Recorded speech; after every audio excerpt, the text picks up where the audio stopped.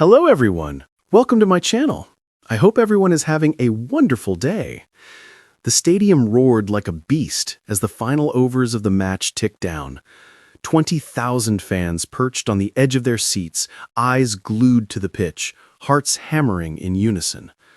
It was the last game of the season, and the tension was palpable. The scoreboard told a story of impending chaos. The chasing team needed 20 runs from the final over with only 2 wickets in hand. The bowler ran in, the ball arcing like a comet, and the crowd held its breath. The first ball cracked against the bat, sending a streak of leather racing toward the boundary. But wait, it fell just short.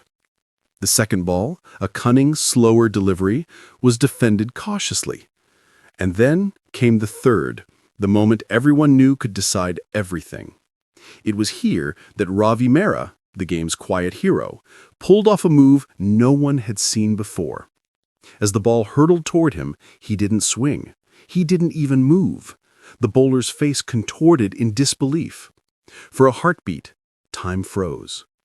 The cricket ball bounced, skimming dangerously close to the stumps, and then, with an almost imperceptible flick of his wrist, Ravi guided it into a mid-wicket gap and sprinted toward the pitch.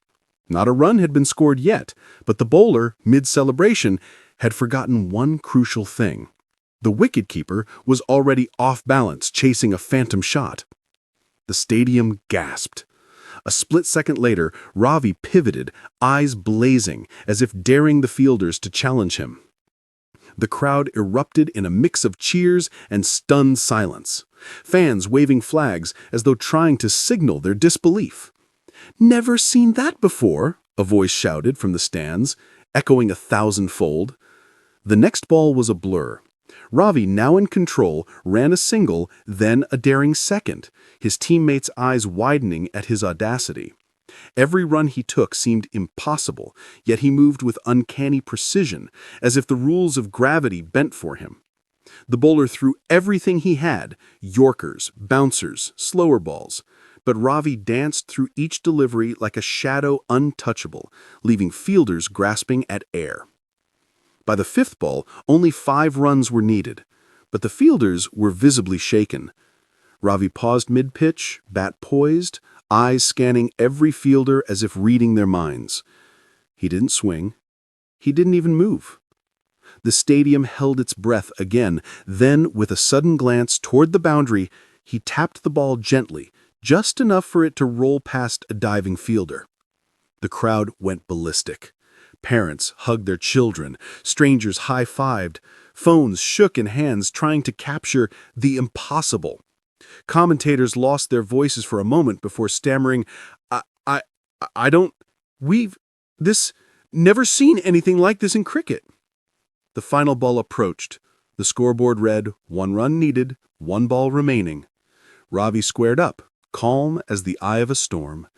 The bowler charged, but Ravi's response was beyond instinct. It was artistry. He stopped the ball dead with his bat, pivoted, and with a flick, sent it rolling toward the boundary once again. The wicketkeeper lunged, but the ball was already past him. The stadium erupted, a tidal wave of sound and disbelief.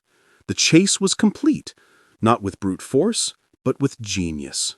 Fans screamed, some laughed, some cried, all in awe.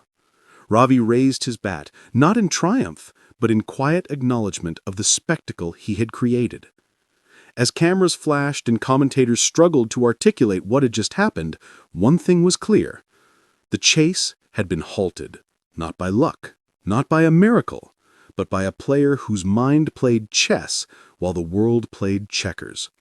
And for those who had witnessed it, the words were unanimous. Never seen that before. Ravi Mehra walked off the field, a smile tugging at his lips, knowing he hadn't just won a match, he had rewritten the game.